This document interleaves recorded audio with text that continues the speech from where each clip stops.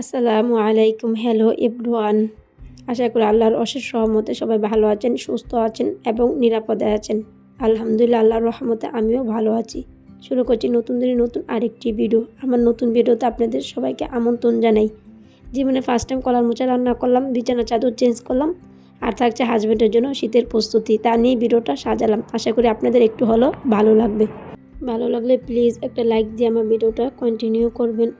আর যে প্রথমে তেলের ভিতরে পেঁয়াজ, তারপরে তেজপাতা, এলাচ, দারচিনি এগুলো দিয়ে দিয়েছিলাম। তারপরে আদা রসুন বাটা, জিরা বাটা, লবণ দিয়ে, তারপর মরিচের গুঁড়া, হলুদের গুঁড়া দিয়ে দিলাম।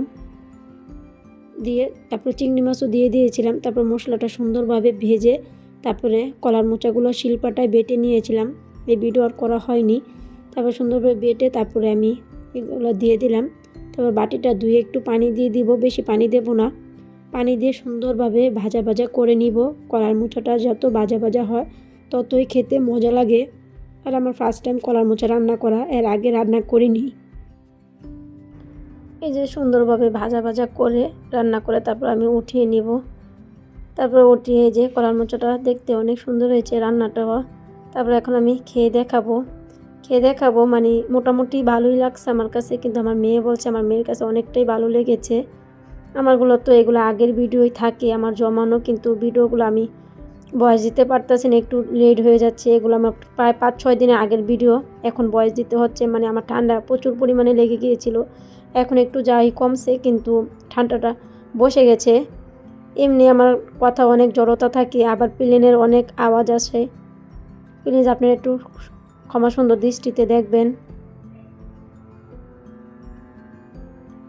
এই যে আমার কলার মোচা খেয়ে আমি তো আপনাদেরকে রিভিউ দিলাম, আমার কাছে মোটামুটি লেগেছে, ফার্স্ট টাইম রান্না করলাম। তারপরে আমি আমার কালকে শুটকির ভর্তা ছিল, এগুলো দিয়েও লাল লাল করে মেখে ভাতগুলা খেয়ে নিব। আর কালকে রাত্রেবেলা আমি ভাত খাইনি, আজকে একটু সকাল সকালে ভাতটা খেয়ে নিলাম। ওই সময় 10টা বাজে, আমি 10টা বাজে ভাত খাওয়া হয়নি আমার, প্রায় 10:30, 11টা, 11:30, 12টা বেজে যায় আমার খেতে খেতে।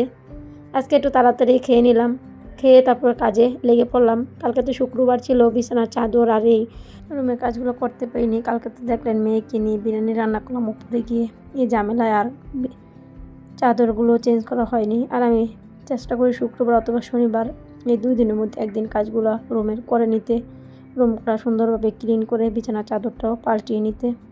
এই যে প্রথমে আমার ড্রেসিং টেবিলে যা যা থাকে এগুলো সুন্দরভাবে ক্লিন করে নিব। এই যেন শীতের মধ্যে প্রোডাক্টগুলো লাগে, নিভিয়া, পন্স এগুলো। আর শীতের মধ্যে আমার শরীরটা অনেক ড্রাই থাকে, এই জন্য আমার শীতের অনেক প্রোডাক্ট ব্যবহার করতে হয়। আর আমার হাজব্যান্ড সামনে আগামী বছর থাইল্যান্ড গিয়েছিল, এগুলো এনেছিল। আর এগুলো আমার হাজব্যান্ডের দোকানে মানে স্যাম্পল হিসাবে দিয়েছিল, মানে শ্যাম্পু আর তেল এগুলো রাখবে কিনা। তারপর আমার হাজব্যান্ড এগুলো আমাকে দিয়েছিল, দেখো ভালো কিনা। তারপর আমি রেখে রাখলাম। তারপরে ওই 2টা থাক গুছানো হলো, এটাও গুছিয়ে নিলাম। যে সবগুলো গুছিয়ে তারপর আপনাদের সাথে একটু শেয়ার করলাম। সুন্দরভাবে পরিপাটি করে এই জায়গাটা গুছিয়ে নিলাম।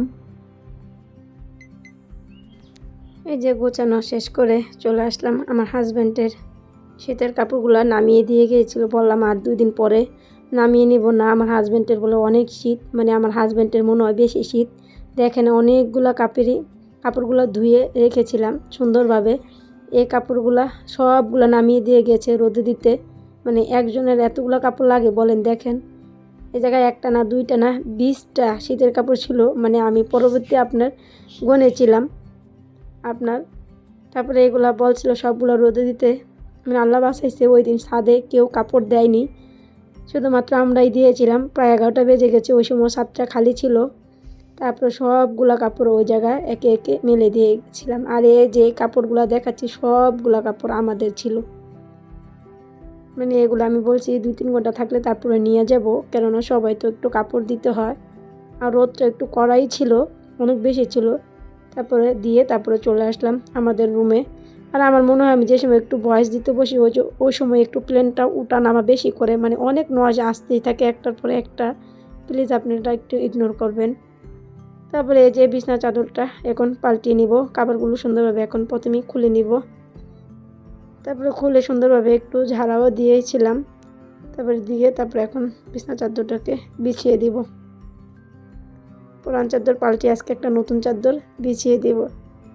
যে মিষ্টি আপুর আমার ভিডিওটা দেখতে দেখতে এতটুকু চলে আসছেন, আশা করি আপনাদের একটু হলেও ভালো লাগছে। প্লিজ আবারও মনে করে দিচ্ছি, একটা লাইক দিয়ে যাবেন। আপনাদের একটা লাইক আমার জন্য খুবই গুরুত্বপূর্ণ। আপনাদের একটা লাইক আমার নতুনদের নতুন ভিডিও করতে উৎসাহ দেয়। প্লিজ একটা লাইক দিয়ে যাবেন। আর যারা আমার চ্যানেলটাকে সাবস্ক্রাইব করেন না, প্লিজ আমার চ্যানেলটাকে সাবস্ক্রাইব করে যাবেন। যদি আপনারা আমার চ্যানেলটাকে সাবস্ক্রাইব করেন, আমি ভিডিও ছাড়া মাত্রই আপনারা নোটিফিকেশন পেয়ে যাবেন। আপনাদের মূল্যবান সময় করে যে কোনো সময় আমার ভিডিওটা দেখে নিতে পারবেন। আর যারা আগে করেছেন তাদেরকে অসংখ্য অসংখ্য ধন্যবাদ। আর এরই মধ্যে আরও অনেক কাজই করেছিলাম, আলমারি, ওয়ার্ড্রোব, খাট এগুলাই সব মোছামুছি করেছিলাম, কিন্তু আপনাদের সাথে আর শেয়ার করা হয়নি। তারপর আমার হেল্পিং হ্যান্ড এসে সুন্দরভাবে ঘরটা ঝাড়ু দিয়ে মুছিয়ে দিয়ে গেল। তারপর আপনাদের সাথে এখন বারান্দাটা শুরু করে আমার রুমটাও সুন্দরভাবে একটু শেয়ার করব। কেমন হলো গোছানোটা আপনারা বলবেন। আর আমার রুমে কোনো একটা গাছ নেই, একটা গাছ ছিল, তারপর ওয়ার্ড্রোব উপরে এনে রেখেছিলাম।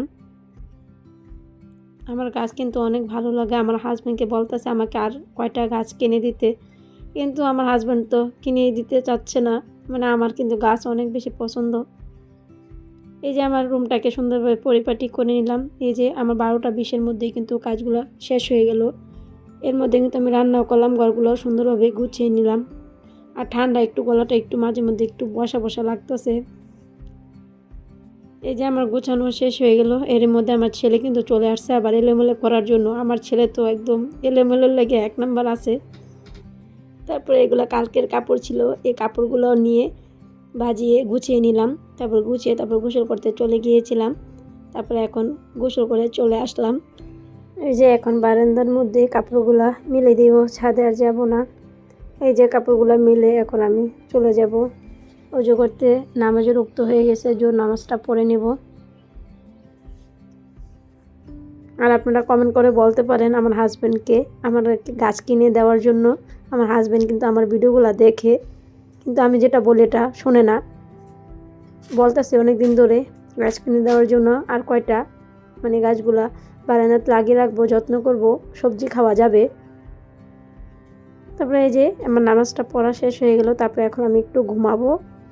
তারপরে বিকালবেলা আবার চলে আসলাম আপনাদের সাথে। দেখেন কতগুলা কাপড় এই জায়গায়। এই যে এখন আমার সবগুলো কাপড় ভাজা থেকে একটু বিরক্ত লেগে গিয়েছিল।